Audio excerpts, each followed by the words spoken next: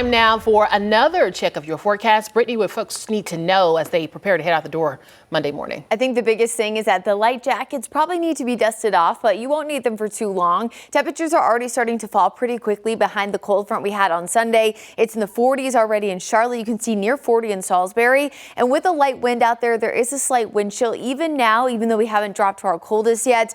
So notice that especially up in Jefferson, a few degrees here and there for Charlotte. Now the low temperatures tonight, so this is as you're heading out the door Monday morning, are going to be on the chilly side. We're looking at the low to mid 40s for most of the Piedmont and most spots in the upper 30s there up in the mountains. But the winds are not completely light, so that prevents us from doing let's say a medium cool down instead of a drastic temperature drop. But a reinforcing shot of colder air comes in with a secondary drive cold front on Monday afternoon. And this sets us up for a few degrees cooler in Charlotte on Tuesday morning. But the mountains will be a different story. A lot of those areas do have the potential to drop to near, if not below, the freezing mark. And while normally, when we're not in the growing season, this is less of a concern. Charlotte actually started its growing season in the Piedmont back on April 6th, but the mountains officially begin theirs this past Wednesday, April 15th, which means from now on, we are going to be worried anytime that there is that chance for frost or freeze. Remember that these are only issued within the period of the growing season being active,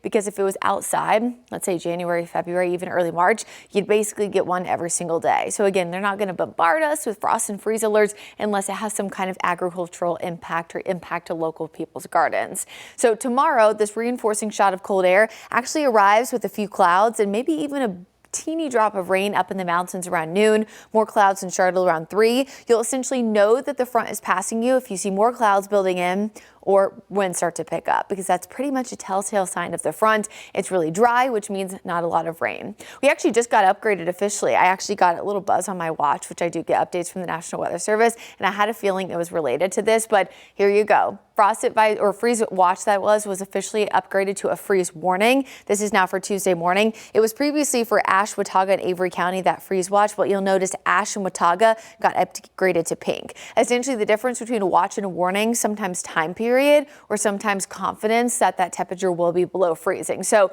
these are covered under different National Weather Service offices. So this doesn't necessarily mean, for example, that Watauga has a higher chance than Ashe. Sometimes it's the confidence level of the forecasters. You can see Wilkes County is under a frost advisory, but no other areas locally here in the Charlotte metro are under that currently. So what's the best thing you can do if you live up in the mountains and you're worried about your plants or your agriculture being impacted? Bring things inside if they can be.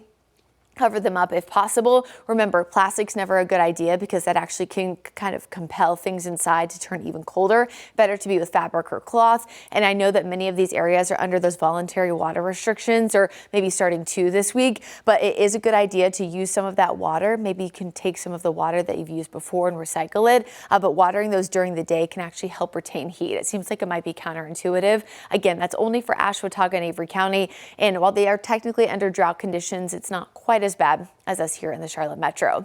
With that breezy wind turning up tomorrow afternoon with that secondary cold front, just a reminder, folks, that we're still under a burn ban for all of North and South Carolina until further notice. Here's that Jerry Hunt Super Center 7-day forecast. After a pretty chilly start to the day on Monday, light breeze in the afternoon, and another really cold start to the day on Tuesday. Look at that, average 50, low on Tuesday morning around 40. So pretty cold for this time of year, but I mean, hey, it's just as drastic of a difference than the 90 we had on Saturday. And speaking of 90, we'll be close to that on Friday. Looking ahead, I am cautiously optimistic of a slightly wetter pattern into the last few days of April.